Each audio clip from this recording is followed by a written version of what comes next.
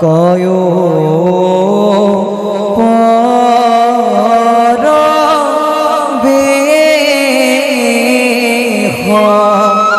আরে ওদিয়া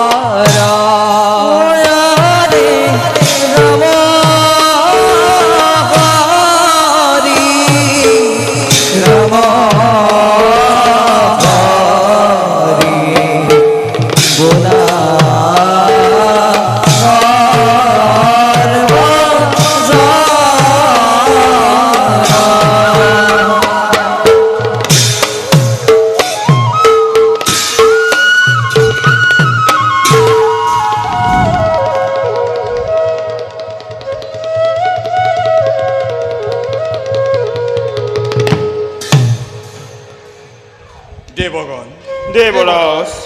ইন্দ্রময় অধিপতি হরকে থামর বিধাতার অপূর্ব সৃষ্টি এই অমরাবতীপুরে আমার সাম্রাজ্য বিধাতাই সজনি করি এ দেবতা সকলক সৃষ্টি রক্ষার ভার করিলে অর্পণ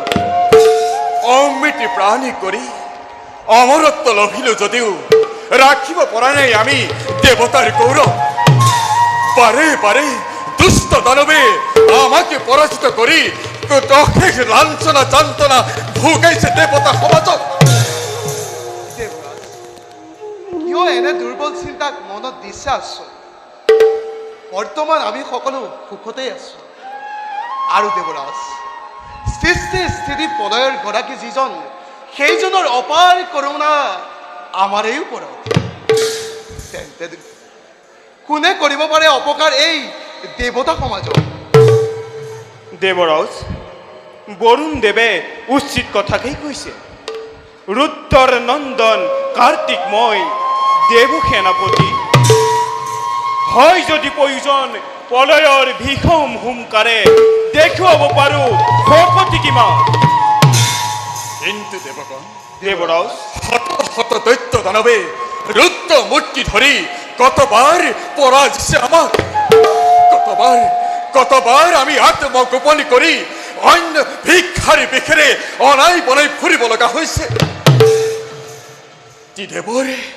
তিদেৱৰ আশীষ ধন্য হৈ সেই দুষ্ট দানৱে বাৰে বাৰে দেৱতাৰ কৰ্মত ঘটাইছে ব্যাঘাত সেয়েহে মন মোৰ অতিকে হতাশ দেৱৰাজ আমি ভৱিষ্যতৰ চিন্তা পৰিহাৰ কৰি বৰ্তমানৰ চিন্তা কৰাহে উচিত হ'ব অমৰাৱতীৰ চৌদিশে দেখিছো আজি সুখৰেই কিৰণ গতিকে দেৱৰাজ আপুনি মিছাতে চিন্তা কৰি নহ'ব অস্থিৰ দেৱৰাজ আপোনাৰ মনত যদি এতিয়াও হৈছে সংশয় ভাৱ এটি কথা ক'ব খোজো মই অনুমতি দিয়ক কোৱা কাৰ্তিক আনন্দৰে মই দিছো অনুমতি দেৱৰাজ আমি সকলো দেৱতা একত্ৰিত হৈ আয়োজন কৰোঁ একে বিষ্ণু যজ্ঞ আৰু যজ্ঞ যদি সম্পূৰ্ণ হয় তেতিয়া নাথাকিব কোনো অপয়া অমংগল আমাৰ অমৰাৱতীপুৰত ধন্য ধন্য কাৰ্তিক উচিত সময় তুমি উচিত পৰামৰ্শ কৰিলা প্ৰদান অচিৰতে মই মহাবিষ্ণু যজ্ঞ কৰিম আয়োজন কিন্তু দেৱগণ দেৱৰাজ। সদা প্ৰস্তুত থাকিবা তোমালোক চিৰ সত্যক প্ৰত্যুত্তৰ দিবৰ বাবে দেৱগণ দেৱৰাজ নেদেখো আৰু আলোচ্য বিষয় ব'লা এতিয়া সকলোৱে আপুনি কৰ্তব্যত অগ্ৰসৰ বলো বলো দেৱৰাজ। দেৱৰাজ।